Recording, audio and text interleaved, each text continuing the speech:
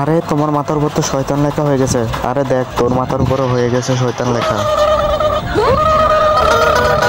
আরে মাম্মি পাপা দেখো আমার মাথার উপর শয়তান লেখা হয়ে গেছে। আরে দেখ বেটা আমার মাথার উপর শয়তান লেখা হয়ে গেছে। আরে বাবা দেখ আমার মাথার উপরে শয়তান লেখা হয়ে গেছে। আরে বাবা দেখো আমার মাথার উপরে শয়তান লেখা হয়ে গেছে। আরে এটা হইলো কিভাবে? আর কি হলো সেটা জানা গেছে। ওটাকে মন থেকে ভালোবাসে থাকলে একটা লাইক অ্যান্ড চ্যানেলটাকে সাবস্ক্রাইব কর।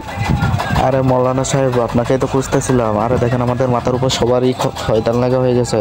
আরে তুই গরিবের ঠকাইছত, তাকে কাজ করায় টাকা দিয়ে কাজ করায় তুই তার টাকা দিস না, হক মারিয়ে দিছিস, সেই কারণে তোর উপর মাথার উপর শয়তান লেখা হয়ে গেছে। যা তাড়াতাড়ি গিয়ে গরিবের টাকা দিয়ে আর মাপ চেয়ে আয়।